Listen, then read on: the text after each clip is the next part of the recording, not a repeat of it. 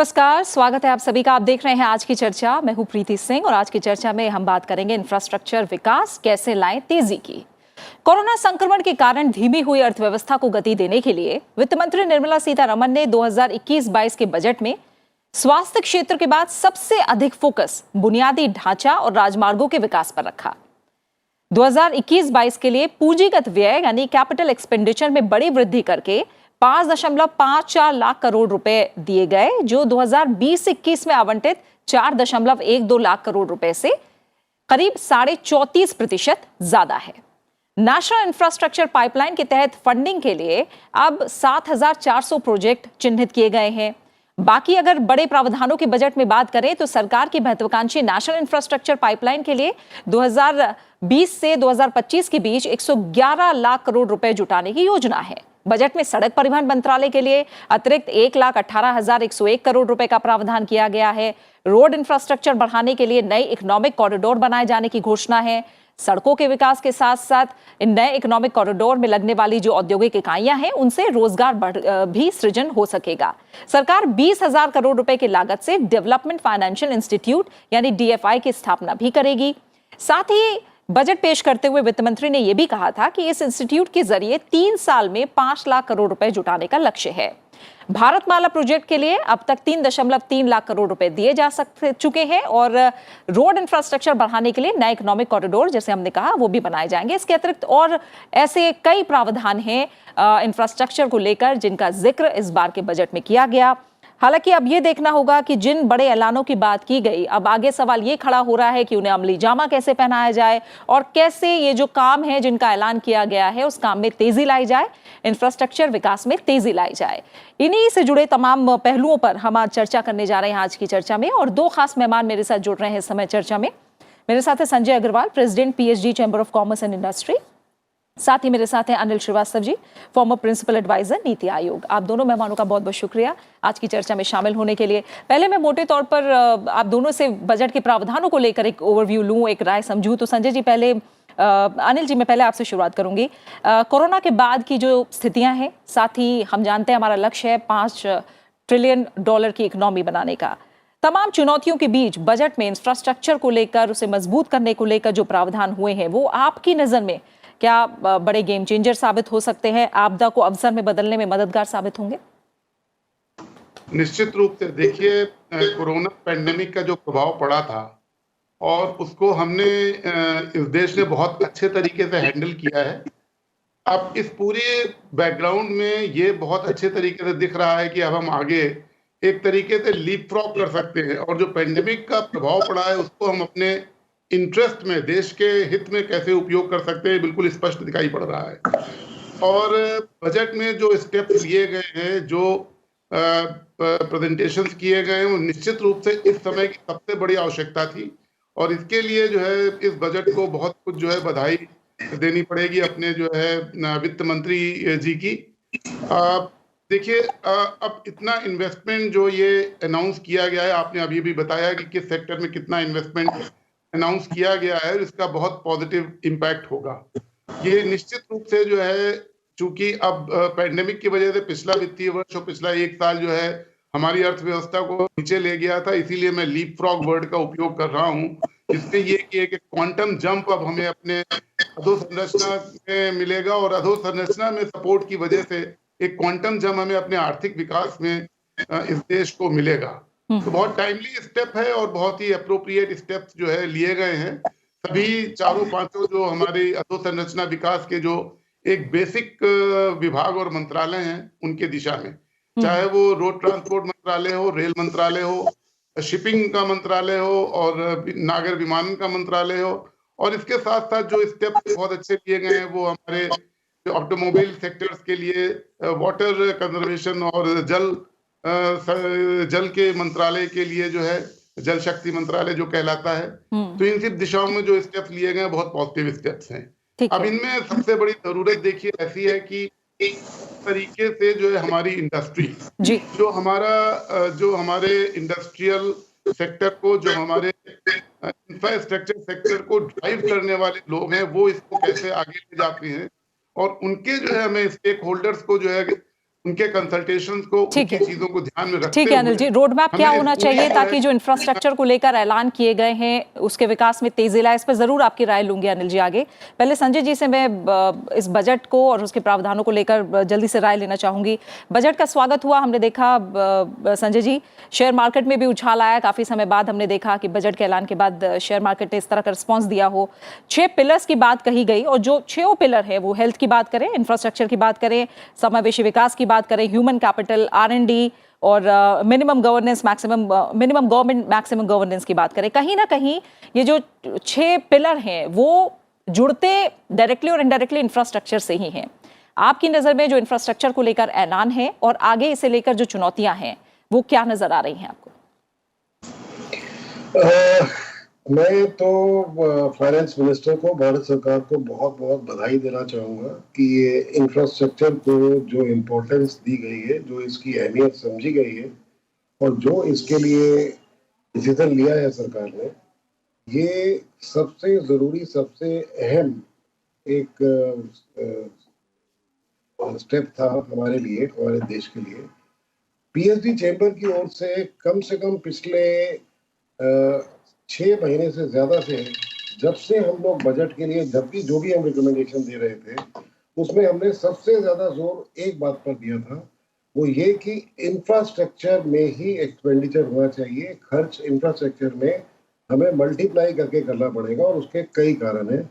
और वो कारण इवन इकोनॉमिक सर्वे में भी प्रूव, उन लोगों ने भी सेम वही बात बोली और हम फाइनेंस मिनिस्टर ने भी वही बात बोली। इसकी हमें बहुत खुशी है।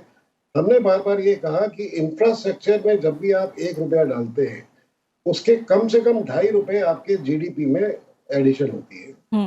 और कहीं पर आप 1 रुपया खर्च करते हैं इस बुरे समय में, तो उस 1 रुपए को भी खर्च करने से आपका 1 रुपया जीडीपी बढ़ता है। तो सरकार ने सबसे पहला काम तो जो किया था इस कोविड के समय में, वो था जरूरी लोगों की जरूरतों को पूरा करना। उसके लिए चाहे लोगों को फूड ग्रेन, खाद्यान्न उनको दिए गए मुफ्त में, या और कुछ मिनिमम जो रकम डाली गई लोगों के बैंक खातों में, ये सब किया गया, किसानों को दिया गया पैसा, वो जरूरी था। लेकिन अब जो असली जो इकोनॉमी को हमें इस परेशानी से निकालना है, जो आज घाटा उठाया इकोनॉमी ने, अगर हम इस साल 11-12%, 8% जो भी हमारा लॉस जाएगा जीडीपी में, उसको कवर करना है, उस पर बढ़ोतरी भी देनी है। उसके लिए सबसे जरूरी है इंफ्रास्ट्रक्चर पे खर्चा। और ये इंफ्रास्ट्रक्चर पे खर्चा, इसके कई फायदे हैं, सिवाय मतलब जीडीपी में आपकी 2.5 गुना निकलेगा जो भी आपने खर्च किया। उसके अलावा एम्प्लॉयमेंट, जब आप इंफ्रास्ट्रक्चर बनाते हैं, it is a very big employer. उसमें बहुत ज्यादा नौकरियां लगती है, क्योंकि सबसे आसान काम होता है, सबसे गरीब वर्कर को उससे नौकरी मिलती है कंस्ट्रक्शन की और चीजों को बनाने की। तो एम्प्लॉयमेंट में बहुत बड़ा फायदा होगा। जब वो इंफ्रास्ट्रक्चर बन के तैयार हो जाता है, तो बन के तैयार होने पर वो नौकरियां देता है इतनी, क्योंकि आपने कोई फैक्ट्री बनाई, आपने कोई पोर्ट बनाया, आपने कुछ सड़कें बनाई, जिससे कुछ और व्यापार बढ़ा, कुछ और इकोनॉमी की डिमांड बढ़ी। अगर इन सब चीजों को अगर आप देखें, उसके ऊपर अगर आप ये देखें कि आपकी इकोनॉमी कॉम्पिटिटिव होती है, आप विश्व के बाजार में जब अपना माल बेचने जाते हैं, अगर आपके देश में सड़कें बेहतर है, आपके पोर्ट बेहतर है, आपकी इंफ्रास्ट्रक्चर बेहतर है, तो आपके पास खर्चे कम पड़ते हैं। हमारे पास लॉजिस्टिक कॉस्ट हमारे देश की अमंग द हाईएस्ट है। 66% का एडवांटेज है चाइना और दूसरे देशों को हमसे, और यूरोपियन देशों को तो और भी ज्यादा, लेकिन चलिए उनकी लेबर कॉस्ट ज्यादा है। अगर हम इसको देखें कि हमें कितना बड़ा फायदा होता है इंफ्रास्ट्रक्चर में खर्च करने का, तो ये सरकार की इससे बढ़िया पहल कोई नहीं हो सकती। और साथ में डेवलपमेंट फाइनेंशियल इंस्टीट्यूशन, जो हम लोग बहुत 6 महीने से बहुत स्ट्रेस दे रहे थे कि एक मेगा डेवलपमेंट, एक या कई मेगा डेवलपमेंट इंस्टीट्यूशन चाहिए, वो सरकार ने एस्टेब्लिश करके बहुत बढ़िया काम करके दिया है। 5 लाख करोड़ रुपए जो सरकार की बैलेंस शीट पर नहीं लगेंगे, लेकिन 5 लाख करोड़ रुपया जो रेज होगा वो सीधा इंफ्रास्ट्रक्चर को फंड करेगा, कम से कम 3 साल के लिए जो भी टारगेट है, और ये पैसा बहुत बढ़ाया जा सकता है। तो जितना स्वागत किया जाए इस बजट का, इंफ्रास्ट्रक्चर के मामले में खास तौर से वो कम। बिल्कुल अनिल सर, जब आप आगे रोड मैप को लेकर बात कर रहे थे, हम जानते हैं कि जो बजट के प्रावधान हैं उन्हें पूरा करने के लिए रोड मैप बनाना होगा और उसके मुताबिक आगे बढ़ना होगा। सरकार का 111 लाख करोड़ के नेशनल इंफ्रास्ट्रक्चर पाइपलाइन में 2025 तक जो लक्ष्य है 111 लाख करोड़ का है, और हम देखें तो विश्व स्तर के इंफ्रास्ट्रक्चर के लिए 5 साल में 111 लाख करोड़ रुपए खर्च किए जाएंगे, और इससे रेल, रोड, एविएशन, पोर्ट जैसे क्षेत्र जो हैं उनके बुनियादी ढांचे की परियोजनाओं को पूरा किया जाएगा। अब इसके इम्प्लीमेंटेशन पे बात करें और समय पर काम पूरा हो, इसे लेकर बात करें तो आपको अब क्या बड़े चैलेंजेस दिख रहे हैं, या फिर इसे लेकर जो नजरिया है सरकार का वो क्या दिखाई दे रहा है? देखिए, दो सबसे बड़े चैलेंजेस जो हैं उसमें से एक ये है कि जो राशि की बात करी जा रही है कि 2025 तक हम कितना इन्वेस्टमेंट कर देंगे, 111 लाख करोड़ जो आपने कही, तो उतनी राशि का जो है एलोकेशन करना, उसको जो है उपलब्ध कराना सबसे बड़ा चैलेंज होगा। दूसरा सबसे बड़ा चैलेंज ये है कि हम क्या करते हैं कि जब बजट प्रेजेंट कर दिया जाता है, वो तो एक वित्त मंत्रालय की तरफ से एक जो है खाका बन के आ जाता है, देखिए इतना इतना इन्वेस्टमेंट हम करेंगे, लेकिन उस इन्वेस्टमेंट से फिर हम क्या जो है फिजिकली हम क्या अचीव करेंगे, उसका जो लिंकेज है, जिसको कि हम रोड मैप का नाम देने की कोशिश कर रहे हैं, वो एक बहुत इंपॉर्टेंट प्रक्रिया है। और उसमें संभव क्या होता है अक्सर कि हम उसको लिंक नहीं कर पाते हैं कि मान लीजिए हमने कहीं पे 1000 करोड़ रुपए दिए या हमने 100 करोड़ रुपए दिए, तो उसका फिर हम क्या आउटपुट निकालेंगे, क्या आउटकम निकल करके आएगा। तो ये एक जो एक्सरसाइज जो है वो प्रत्येक मंत्रालय को, प्रत्येक विभाग को स्टेक होल्डर्स के साथ जो मतलब जो सभी जो भागीदार हैं उस पूरी योजना के, उनको विश्वास में लेते हुए उसके साथ जो है बनाई जानी चाहिए, तभी एक बहुत अच्छा रोड मैप जो है वो इमर्ज होगा। और ये रोड मैप फिर हमें उसको जो है इम्प्लीमेंटेशन के लिए या क्रियान्वयन के लिए हम इसको डालें। तो ये दो मेजर चैलेंजेस हैं जो कि बहुत जो है बिल्कुल सामने दिख रहे हैं। इसमें से अब 5 साल में जितना हमें पैसा इन्वेस्टमेंट करना है 111 लाख करोड़, उसको हम किस प्रकार से विभाजित करेंगे, किन किन मंत्रालयों में, किन किन विभागों में किस तरीके से विभाजित करेंगे, फिर उसके बाद उसके ऊपर जो है माइक्रो लेवल पे हमको जाना पड़ेगा कि किन किन योजनाओं में हम कितना पैसा किन किन वर्षों में एलोकेट कर रहे हैं। उसके बाद फर्दर उसको ब्रेक डाउन करना पड़ेगा कि उन योजनाओं की क्या गतिविधियां हैं और उन गतिविधियों के माध्यम से हम क्या अचीव कर रहे हैं।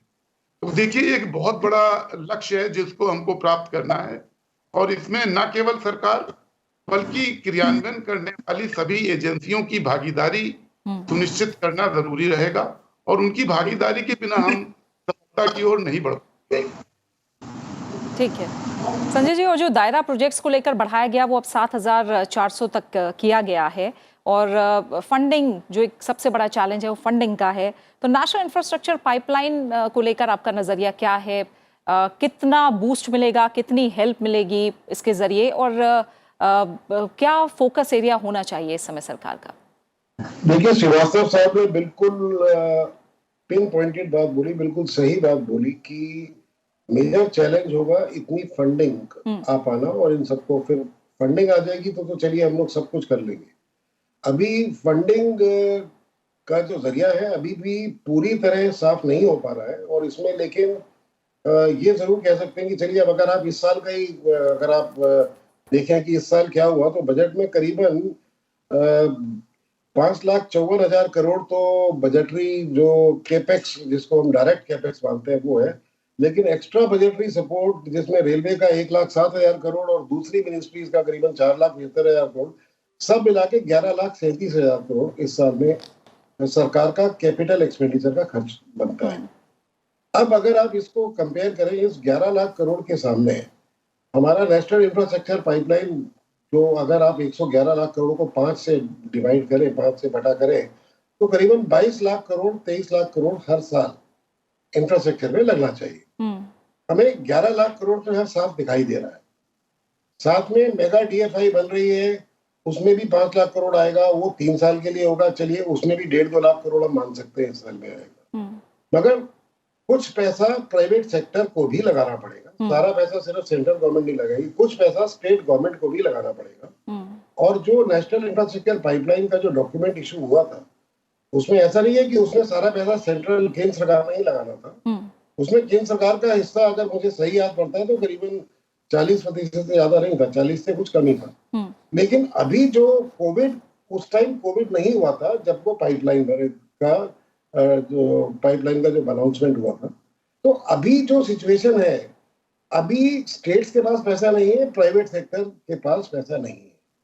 जब हम ये सेंटर से इसको पूरे प्रोसेस को शुरू कर दे रहे हैं, किक स्टार्ट कर देते हैं, तब धीरे धीरे उस पैसे की भी आने की उम्मीद बनती है। तो हमें इसके फंडिंग के और रास्ते ढूंढने पड़ेंगे, वो भी बहुत जरूरी है। और शायद ये एक डीएफआई अभी बात हो रही है, बाकी भी डीएफआई और खड़े करने पड़ सकते हैं और पैसा लाया जा सकता है। इस वक्त दुनिया के पूंजी बाजारों में इतना पैसा घूम रहा है जिस पैसे को रिटर्न चाहिए, क्योंकि विदेशों में, सारे बड़े बड़े देशों में अगर आप देखें तो करीब करीब ब्याज की दर 0% तक पहुंच गई है। 0 या 1%, 2% इस तरह की रिटर्न है। वो पैसा आके अभी जो हमारे शेयर मार्केट में भाव बढ़ाता है शेयर्स के, इस तरह का पैसा अगर हम अपने इंफ्रास्ट्रक्चर में ला पाएंगे लंबे अरसे की बॉन्ड या इवन इक्विटी इन्वेस्टमेंट के फॉर्म में, तो पूरी उम्मीद ऐसा लगती है कि ये पैसा इकट्ठा करना भी मुश्किल नहीं है और हम लोग अपने सारे टारगेट को मीट कर पाएंगे। ठीक है, तो अनिल सर, इसे लेकर क्या कोई नजरिया साफ हुआ है? क्योंकि जब मेजर थ्रस्ट की बात की गई थी तो 3 थ्रस्ट एरियाज जो बताए गए थे फंडिंग इंक्रीज करने के लिए नेशनल इंफ्रास्ट्रक्चर पाइपलाइन के लिए, वो यही था डेवलपमेंट फाइनेंशियल इंस्टीट्यूशन का सेटअप, साथ ही मोनेटाइजिंग एसेट्स, और इसके अलावा बात थी enhancing the share of capital expenditure. यानी 3 ये जो थ्रस्ट है इनकी बात जरूर हुई थी, लेकिन इसे लेकर भी क्या आगे और ज्यादा एक तरह से हम कहें साफगोई की जरूरत है कि आखिर राह क्या होगी, कैसे किया जाएगा? ये बड़ा सवाल है। देखिए, ये तीनों चीजें जो बजट में कही गई हैं और सरकार जिस दिशा में सोच रही है वो अपनी जगह तो बिल्कुल सही है, लेकिन मेरे ख्याल से जो हमारे दूसरे भागीदार हैं और हमारे जो इन्वेस्टर्स हैं, जो हमारे इम्प्लीमेंटेशन करने वाली एजेंसीज हैं, और जैसा कि अभी कहा कि ग्लोबल लेवल पे जो है काफी फंड जो है उपलब्ध है। सवाल ये है कि हम इंफ्रास्ट्रक्चर प्रोजेक्ट्स को, अपनी योजनाओं को किस तरीके से एक वायबल बिजनेस मॉडल के रूप में प्रस्तुत कर सके। सवाल प्रश्न ये है कि जो भी हमारी परियोजना है, जहां कहीं भी हम चाहते हैं, चाहे वो हमारी जो है डीएफआई से आ रही हो या हमारे दूसरे जरिए जो हमने कहा मोनेटाइजेशन से जो है कुछ हम रिसोर्सेज जनरेट करेंगे, लेकिन उसमें हमारा परफॉर्मेंस जो है बहुत अच्छा नहीं रह पाया है अभी तक, और आगे हम उम्मीद करते हैं कि हम और तेजी से उसमें आगे बढ़ेंगे। लेकिन अगर मान लीजिए जो भी हमारा इंफ्रास्ट्रक्चर में इन्वेस्टमेंट्स होने हैं, जो भी स्कीम्स हैं, वो अगर एक पीपीपी के पार्टिसिपेशन से, प्राइवेट पार्टिसिपेशन से और दूसरे इन्वेस्टमेंट जो है, चाहे वो ग्लोबल इन्वेस्टर्स हों या इन्वेस्टमेंट बैंकर्स हों, जो इन्वेस्टमेंट एजेंसीज हैं, उनके लिए अगर ये एक वाइबल बिजनेस मॉडल दिखेगा, जो कि हिंदुस्तान के लिए बहुत कुछ संभव है, क्योंकि यही एक ऐसा देश है जो कि बहुत तेजी से आर्थिक विकास कर रहा है और करेगा। डबल डिजिट में हमारी आर्थिक ग्रोथ होने जा रही है, पूरा विश्व इसको जो है देख रहा है और इस बात के लिए एंशियस है कि वो कैसे इस परिस्थितियों में एक विन विन सिचुएशन को जो है लाए, जिसमें कि ना केवल उनका फायदा हो, मतलब हमारे राष्ट्र का भी फायदा हो, और इन जनरल जो है आर्थिक समृद्धता हमको जो है हासिल हो। तो हम जो है एक ऐसी सिचुएशन लाएं जिसमें हमारी परियोजनाएं, हमारे जो है अधोसंरचना में जो इन्वेस्टमेंट्स हैं, वो कैसे हमको एक जो है बिजनेस मॉडल की तरफ ले जाएं जो कि सबको आकर्षक लगे। वो हमारे देश के लिए भी आकर्षक होना चाहिए, हमारी अर्थव्यवस्था के लिए भी आकर्षक होना चाहिए। योजना जो है हमारे जन सामान्य के हित में होनी चाहिए, मेरा ये पूरा विश्वास है। प्रश्न केवल इस बात है कि इसको, पूरी चीज को हम किस तरीके से कॉम्प्रिहेंसिव तरीके से ड्राइव करें। बिल्कुल, तो बड़ा सवाल यही है संजय जी। एसेट मोनेटाइजेशन की बात करें तो वो हेल्प जरूर कर सकता है, एक बड़ा सहारा जरूर दे सकता है, लेकिन उसके लिए जो हर्डल्स हैं वो कैसे दूर किए जाएं, इस पर कितने मंथन की जरूरत है, या इसे लेकर अब आगे राह आसान की जा रही है, प्रोसेस में है? देखिए, इस पर मंथन की जरूरत तो लगातार बनी रहेगी, क्योंकि अड़चने बहुत आएंगी। अब एसेट मोनेटाइजेशन 2 तरह से है। एक तो है कि जो सरकारी कंपनियां हैं उनके शेयर जो है डिसइन्वेस्ट किए जाएं, वो भी 2 तरह से होंगे। एक तो ये कि माइनॉरिटी शेयर डिसइन्वेस्ट किए जाएं, एक की पूरी कंपनी का कंट्रोल भी सरकार डाइवेस्ट करे। और ये दोनों तरह की डाइवेस्टमेंट्स में अलग अलग तरह के इशू रहते हैं, लेकिन अगर आप देखें जो पिछला रिकॉर्ड रहा है कि इस साल तो करीबन नेग्लिजिबल रहा, मतलब सरकार कुछ खास नहीं बेच पाई, जो भी पिछले बजट में टारगेट था उससे पिछले साल करीबन आधा हम लोग कर पाए थे। लेकिन उससे पहले 2 साल लगातार हम लोग करीबन अपना पूरा टारगेट, जो हमने बजट में टारगेट रखे थे, वो पूरे मीट कर पाए थे। तो डिस इन्वेस्टमेंट अगर किया जाता है, और सरकार ने पहली बार पूरा ट्रांसपेरेंटली अनाउंस किया है, नहीं तो नॉर्मली सरकारें झिझकती थी। तो इसकी ये तारीफ की बात है सरकार इस बजट की, कि एक तो पूरा तरह से अनाउंस कर दिया गया कि हम सिवाय इन 4 सेक्टर के और किसी सेक्टर में अपनी पब्लिक सेक्टर कंपनी नहीं रखना चाहते। दूसरा, इसमें भी जो है इनको भी कम से कम करेंगे। एक तो ये हुआ रास्ता पैसा रेज करने का, और ये परमानेंट पैसा रेज 2 तरह से हो गया। एक तो जो नुकसान भरते हैं हमारी, अगर पिछले साल मुझे अगर करेक्ट सही फिगर याद है तो करीबन 50,000 करोड़ रुपए का नुकसान हमारी वो loss making public sector undertaking देती हैं। अगर उनको आप डिसइन्वेस्ट करते हैं तो आप 50,000 करोड़ तो हर साल उसी बात के बचा लेंगे जो नुकसान देते हैं, एक तरफ। दूसरी तरफ आप के पास जो पैसा आएगा उसको आप फिर दोबारा नेशनल इंफ्रास्ट्रक्चर पाइपलाइन में इस्तेमाल करेंगे। तीसरा, एक एसपीवी जो अनाउंस किया है कि एक अलग कंपनी एक बनेगी, जिसमें जो भी जमीनें वगैरह जो पब्लिक सेक्टर अंडरटेकिंग्स के पास या भारतीय या सरकारी डिपार्टमेंट्स के पास एक्स्ट्रा है जिन्हें बेचा जाना है, अब वो कंपनियां या वो मंत्रालय के पास ऐसा एक्सपर्टीज नहीं है कि वो उन जमीनों को या उन एसेट्स को बेच सके।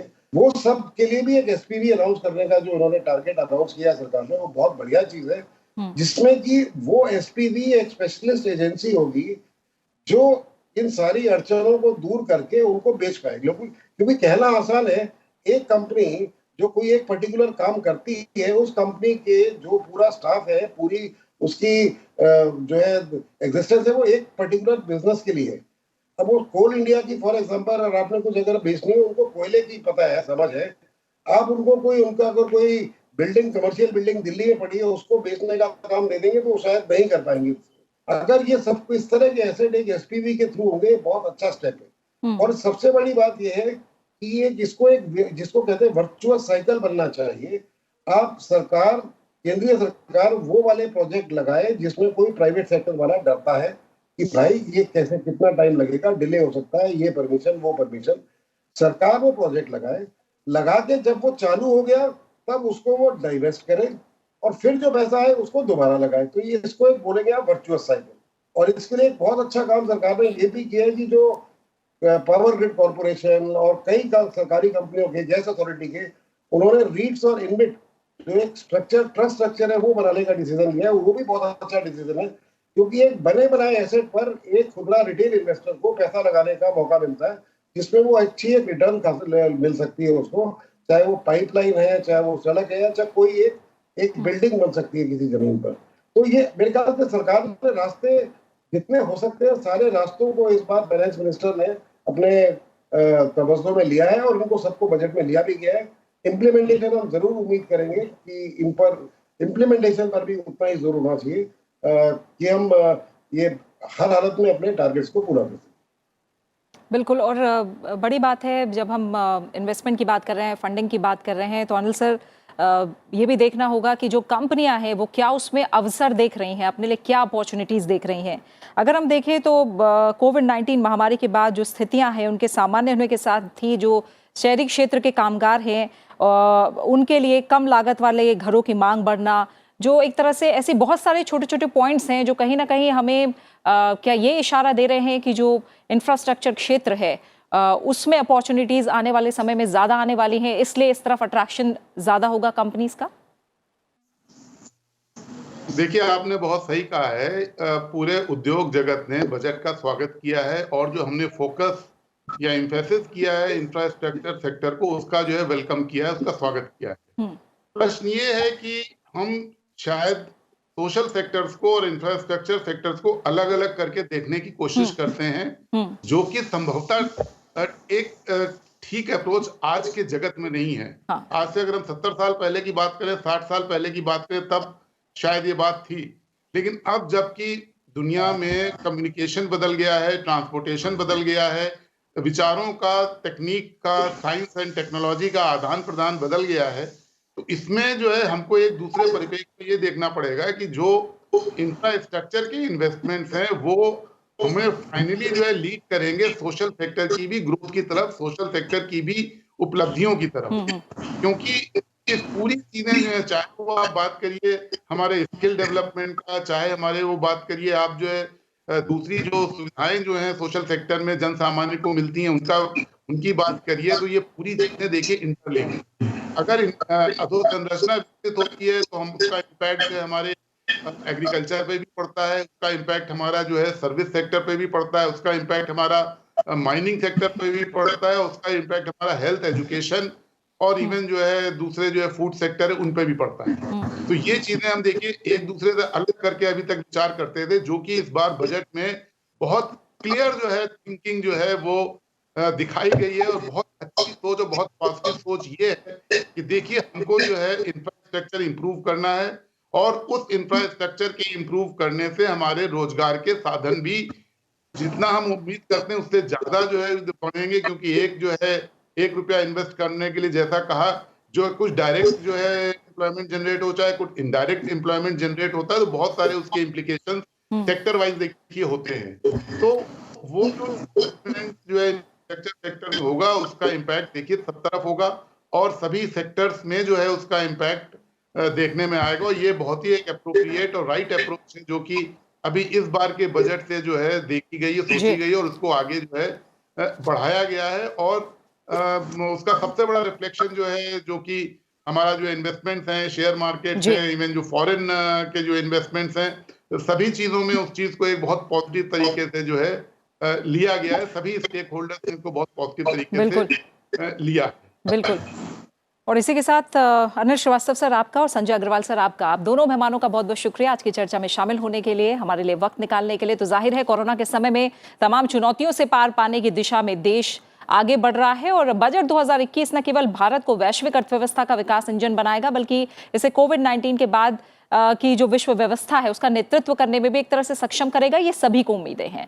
आगे अर्थव्यवस्था को और रफ्तार देने के लिए इंफ्रास्ट्रक्चर के विकास में तेजी लाने की जरूरत है, जिसे सरकार ने अच्छे से समझा है। बजट आवंटन में तो आधारभूत ढांचे के विकास का विशेष ध्यान रखा गया है, और अब तमाम चुनौतियों से पार पाते हुए और समय पर तमाम इंफ्रास्ट्रक्चर प्रोजेक्ट्स को पूरा करने के लिए सरकार की जो प्रतिबद्धता है और जो इसके लिए निकाले गए रास्ते हैं, उस पर अगर काम होता है तो जाहिर तौर पर तेज रफ्तार से हमारी अर्थव्यवस्था भी आगे बढ़ेगी, और इसका असर हर सेक्टर पर पड़ेगा। इसी के साथ आज की चर्चा में फिलहाल इतना ही। आप इस कार्यक्रम को YouTube पर भी देख सकते हैं। नमस्कार।